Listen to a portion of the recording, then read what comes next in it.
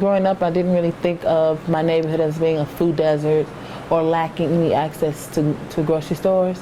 Not realizing the lack of grocery stores, as Secordri Lewis explains, is common among members who grew up in such areas. I did, however, notice that whenever we did go grocery shopping, we had to normally travel. So my mom didn't have a car, so we have to wait until a family member who owned a car would be willing to take us to travel to a Jewel's or to another grocery store. Lewis, a senior at DePaul University, speaks of a problem that she and many other Chicago residents face: living in a food desert. Food deserts are neighborhoods or communities with little to no access to grocery stores that provide healthy, affordable, fresh food. Most residents in food deserts have to travel a long distance to find grocery stores that offer food needed to maintain a balanced diet. In Chicago, food deserts are mainly in the south and west sides. These areas also have high poverty rates. Residents don't only lack access to supermarkets, but many of them can't afford items like fruits and vegetables. Professor William Sampson at DePaul University explains how poverty is a key issue and why food deserts exist. Jewel, Dominick's, Whole Foods, doesn't matter who it is, would sell food in Hades if it made money. They're in the business of making money. They're losing their shirts on fresh products. Poor folks tend not to have the money to buy fresh fruits, vegetables, meats, that kind fast enough because the shelf life is so short. And so the stores are losing money. If the stores thought they could make money, they'd locate in those neighborhoods. An estimated 400,000 Chicagoans live in a food desert. According to a study done on Chicago food deserts by Marie Gallagher Research Group, food deserts are mainly in African American communities. In a typical African American neighborhood, the nearest grocery store is twice as distant as the nearest fast food restaurant. This means that it's much easier for African Americans to access fast food restaurants than other types of food. Not only are grocery stores sparse on the city's south and west sides, but so is public transportation. A lot of people don't have cars, and the public transportation on the south side and the west sides, and the predominantly black and brown neighborhoods, it's not as good. It's not as interwoven and developed as it is in the more affluent neighborhoods. So it's harder to just go out without a vehicle and do just grocery shopping like that, especially if you have a large family. With little to no grocery stores, lack of public transportation, and low income, those who live in food deserts suffer heavy consequences. These areas have higher rates of obesity, cancer, high blood pressure, cardiovascular disease, and diabetes. The Humboldt Park neighborhood on the city's west side is one of the major food deserts in Chicago. Humboldt Park, which is predominantly Puerto Rican, is barren with grocery stores. People there rely on corner stores and fast food restaurants as their main source of nutrition.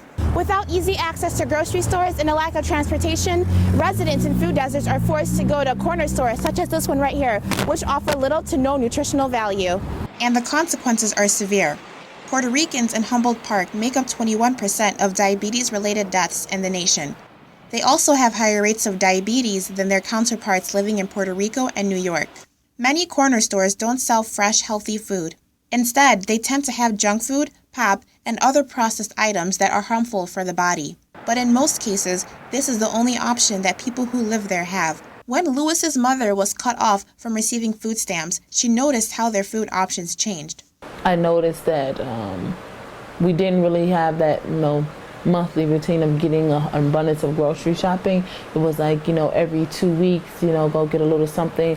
And we started to rely more on what was in the neighborhood. And what the neighborhood offered was food loaded with sugar, fat, and unhealthy ingredients. Sometimes there wasn't even a cooked meal, so it could be resulting in whatever fast food restaurant was there. There are like lots of different corner restaurants, so ordering pizza puffs or gyro sandwiches or cheese fries, they're only $1 or $2, or giant slices of pizza for $3, and eating off of that because it was cheaper. In September, Mayor Rahm Emanuel announced that a Whole Foods will open up in the Inglewood neighborhood. It's expected to be built on a vacant lot. You will see a comprehensive approach of dealing with making sure people in their own neighborhood have easy access to fresh fruits and vegetables. You have no idea, and trust me, I just underscore that, you have no idea how difficult it is for people throughout the city, in parts of our city, to just be in their neighborhood and get the same access as other people take for granted. Right? Inglewood on the city's south side has over 40% of its residents living in poverty. The neighborhood lacks many resources, especially the most essential one for survival: food. Unlike the city's south and west sides, some areas on the north side are filled with grocery stores. Big-name stores like Jewel and Whole Foods can be spotted on many Lincoln Park corners. Not only does the city's north side have an abundance of grocery stores, but the third largest Whole Foods in the world is right here in Lincoln Park. Lincoln Park is an area where access to supermarkets is fairly easy. For DePaul students, a Dominick's is conveniently located in the heart of their Lincoln Park campus. But with the announcement that it will soon close down, how will it affect students? I shop at Trader Joe's, but I will say that when I forget something, it's about a 15-minute walk to go to Trader Joe's for me. And I will say that when I forget something, it's great to be able to just stop by here after class or after practice to pick up whatever I forgot. And I think that not having that option is really going to be detrimental. I was interested to hear it was closing because I know it's union run, and that's why I shop here actually, but I'm more concerned about there not being another grocery store close.